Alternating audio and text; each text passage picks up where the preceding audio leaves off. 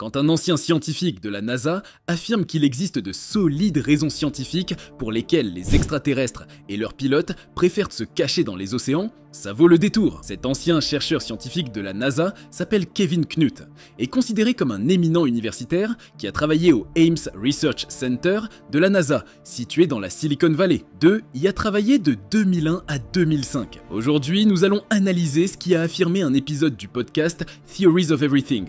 Restez avec nous jusqu'à la fin. Les bases extraterrestres sous-marines. Kevin Knuth, pour ceux qui ne le connaissent pas, est, comme je le disais tout à l'heure, un ancien chercheur de la NASA ayant travaillé au centre de recherche Ames de 2001 à 2005. Aujourd'hui, professeur de physique à l'Université d'État de New York à Albany, il s'est récemment exprimé sur le podcast Theories of Everything. Lors de cet entretien, Knuth a fait des déclarations surprenantes, affirmant qu'il y a de solides raisons de croire que des extraterrestres pourraient avoir établi des bases secrètes sous nos océans. Il explique que si des extraterrestres veulent rester cachés, quoi de mieux que les océans? Après tout, 75% de la surface de notre planète est recouverte d'eau, et la plupart de ses profondeurs marines restent inexplorées par l'homme. Pour lui, c'est l'endroit parfait pour se dissimuler et observer. Intriguant, n'est-ce pas? Mais pourquoi les océans, me direz-vous? Eh bien, selon Knuth, les raisons sont multiples et toutes plus fascinantes les unes que les autres. Les océans offrent un camouflage naturel. Le vaste étendue d'eau rend difficile toute détection. Les fonds marins sont encore largement inexplorés et l'infrastructure technologique nécessaire pour explorer ces profondeurs est limitée. C'est un peu comme chercher une aiguille dans une botte de foin. Mais ici, la botte de foin fait la taille de plusieurs continents. Les conditions de vie sous-marine sont stables. Contrairement aux environnements terrestres où la température et la pression peuvent varier de manière extrême, les océans offrent un environnement relativement stable. Pour des êtres venant de planètes aquatiques, les océans terrestres pourraient fournir une continuité de conditions de vie, la protection contre les radiations et autres dangers. La surface des planètes, y compris la Terre, est exposée à diverses radiations spatiales et autres dangers atmosphériques. Les profondeurs marines, en revanche, offrent une barrière naturelle contre ces menaces, rendant les océans non seulement un refuge discret, mais aussi sûr. Et maintenant, la cerise sur le gâteau, les observations d'OVNI. Pour appuyer ses propos, Kevin a évoqué de nombreux rapports font état de vaisseaux mystérieux se déplaçant sans effort entre l'air et la mer ces dernières années. On en a parlé plus d'une fois ici, et vous avez forcément entendu parler de ces vidéos déclassifiées par le Pentagone, montrant des objets non identifiés plongeant dans l'océan à des vitesses incroyables. Pour Knuth, ces observations ne sont pas des coïncidences. Il souligne que ces vaisseaux semblent posséder une technologie avancée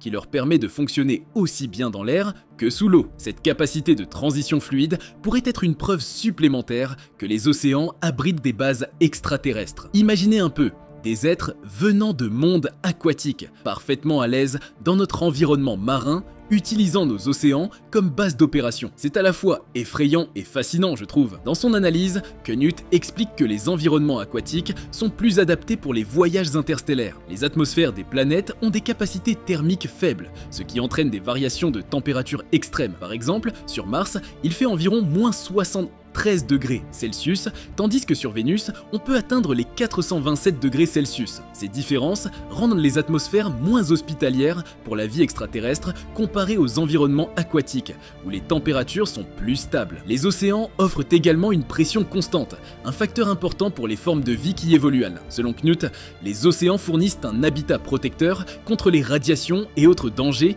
que les atmosphères planétaires ne peuvent pas filtrer. En vivant dans l'eau, les extraterrestres pourraient trouver des conditions similaires en passant d'une planète à l'autre avec des océans, avec des températures variant entre 0 et 100 degrés Celsius, assurant ainsi une stabilité relative dans leurs environnements de vie. De plus, il avertit que si des humains rencontrent des extraterrestres sous-marins, ils ne devraient pas les toucher en raison des différences biologiques. Ces formes de vie pourraient avoir des compositions organiques très différentes, entraînant des réactions chimiques imprévisibles et potentiellement dangereuses, comme on peut le voir dans certains films ou encore dans Men in Black. Plus sérieusement, si ces extraterrestres se cachent vraiment sous nos océans, cela pourrait-il représenter un danger pour nous? À cette question, on va y répondre nous-mêmes avec notre analyse, plusieurs, on va faire de notre mieux pour que vous compreniez. Laissez vos points de vue sur la question dans les commentaires et on va choisir le meilleur pour une petite surprise. Pour commencer, Imaginez un instant que nous découvrons des formes de vie extraterrestres sous-marines. La première réaction serait probablement la curiosité, suivie de près par une série de questions sur la nature de leur existence. Cependant, cette rencontre hypothétique pourrait aussi apporter son lot de défis et de dangers. Les extraterrestres pourraient avoir des technologies avancées, et leurs intentions pourraient être inconnues. Leur présence sous-marine pourrait indiquer une volonté de rester cachés, ce qui pourrait être interprété de plusieurs manières. Sont-ils là pour nous observer, pour exploiter des ressources, ou pour d'autres raisons encore plus mystérieuses ? Vraisemblablement, c'est clair qu'il est également possible que des formes de vie extraterrestres sous-marines soient déjà biologiquement très différentes de nous. La rencontre de deux espèces si distinctes, genre entre nous les humains et les extraterrestres, pourrait entraîner des réactions chimiques imprévisibles et potentiellement dangereuses. Par exemple, toucher ces êtres pourrait provoquer des réactions allergiques graves ou des infections inconnues. Les chercheurs comme Kevin Knut ont pris le temps de nous avertir sur ces différences biologiques qui doivent être prises au sérieux et nécessitent une approche prudente. Ensuite, la seconde raison, selon nous, sont les possibles implications pour la science et l'exploration spatiale. Je m'explique. Découvrir des extraterrestres sous-marins transformerait notre compréhension de la vie au-delà de la Terre. Cela pourrait orienter la recherche scientifique vers l'exploration des océans plutôt que de l'espace. Après tout, si des formes de vie avancées existent déjà sur notre planète, cela changerait les priorités des scientifiques. Ils devraient développer de nouvelles technologies pour explorer les fonds marins plus en profondeur, ce qui pourrait également bénéficier à d'autres domaines de recherche comme la biologie marine et la géologie. Si nous trouvons des extraterrestres sur Terre, cela pourrait indiquer que la vie est plus commune dans l'univers que nous ne le pensions. Cela pourrait renforcer l'argument en faveur de la recherche de la vie sur d'autres planètes et lunes avec des environnements aquatiques, comme Europa ou Encelade, des lunes de Jupiter, Saturne et autres. Ces lunes abritent des océans sous leur surface glacée, et la découverte de la vie extraterrestre sur Terre pourrait motiver des missions d'exploration plus ambitieuses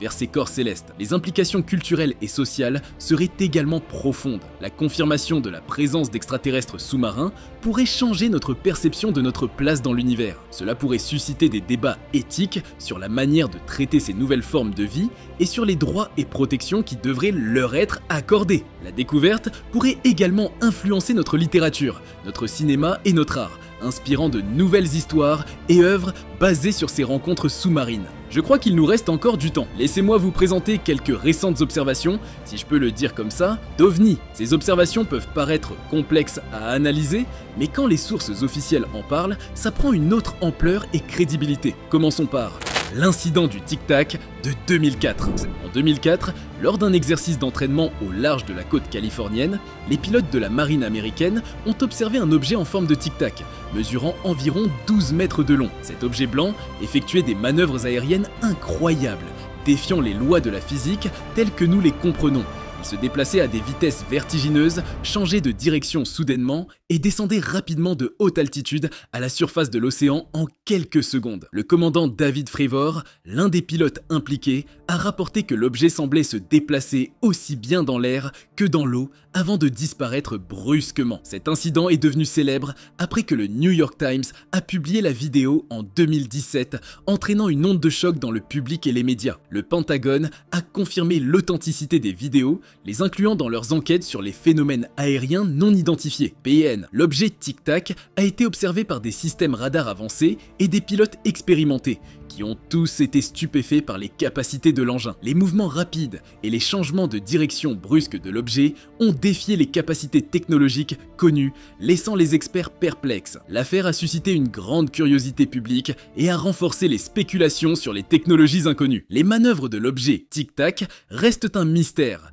alimentant les débats sur la possibilité de technologies avancées et des présences extraterrestres. Une observation au large des côtes de la Floride en 2020. En 2020, un autre incident notable s'est produit au large des côtes de la Floride. Un avion de surveillance de la marine américaine a capturé des images d'un objet non identifié se déplaçant à grande vitesse au-dessus de l'eau avant de plonger brusquement dans l'océan. L'objet décrit comme étant de forme ovale, a effectué des manœuvres aériennes complexes avant de disparaître sous la surface de l'eau. Cet incident a été étudié par le groupe de travail du département de la Défense sur les phénomènes aériens non identifiés, UAPTF. Malgré une analyse approfondie, les experts n'ont pas été en mesure de déterminer la nature de l'objet, ce qui a alimenté les théories sur l'existence de bases extraterrestres sous-marines. Le rapport du Pentagone a souligné l'importance de comprendre ces phénomènes, non seulement pour des raisons de sécurité nationale, mais aussi pour des avancées scientifiques potentielles. Selon Northeastern Global News, cette observation a relancé le débat sur la technologie avancée que ces objets semblent posséder et sur leur origine possible. Les manœuvres complexes de l'objet, ainsi que sa capacité à se déplacer entre l'air et l'eau sans laisser de traces, restent un mystère pour les scientifiques et les militaires. Une vidéo de 2021 au large de la Californie. Le plus récent, en 2021, une autre observation frappante a été faite par la marine américaine, cette fois au large de la Californie. Une vidéo capturée par un avion de surveillance a montré un objet sphérique se déplaçant rapidement au-dessus de l'eau avant de plonger brusquement dans l'océan. Cet incident a été documenté par le Pentagone, qui a confirmé l'authenticité de la vidéo, suscitant de nombreuses spéculations sur la nature de l'objet et ses capacités technologiques avancées. L'absence de débris ou de traces de l'objet après son entrée dans l'eau a renforcé les théories selon lesquelles certains ovnis pourraient être capables de se déplacer entre l'air et l'eau sans difficulté, suggérant l'existence de technologies que nous ne comprenons pas encore. Cette vidéo a été rendue publique lors d'une audience du Congrès américain sur les phénomènes aériens non identifiés. L'événement a été largement couvert par les médias, notamment par Northeastern Global News, qui a souligné l'importance croissante de ces enquêtes pour la sécurité nationale. La capacité de l'OVNI à se déplacer sans laisser de traces visibles a intrigué de nombreux experts, ajoutant une couche de mystère supplémentaire à ces phénomènes. Bon voilà, on va s'arrêter là pour aujourd'hui. Dites-nous ce que vous pensez des dires de cet ancien scientifique de la NASA. Je vous lis dans les commentaires. Pour anciens comme nouveaux, n'hésitez pas à liker la vidéo comme d'habitude. Et surtout les nouveaux, abonnez-vous pour ne pas rater nos sorties de vidéos dans la semaine. À très vite pour une nouvelle vidéo sur Cultination.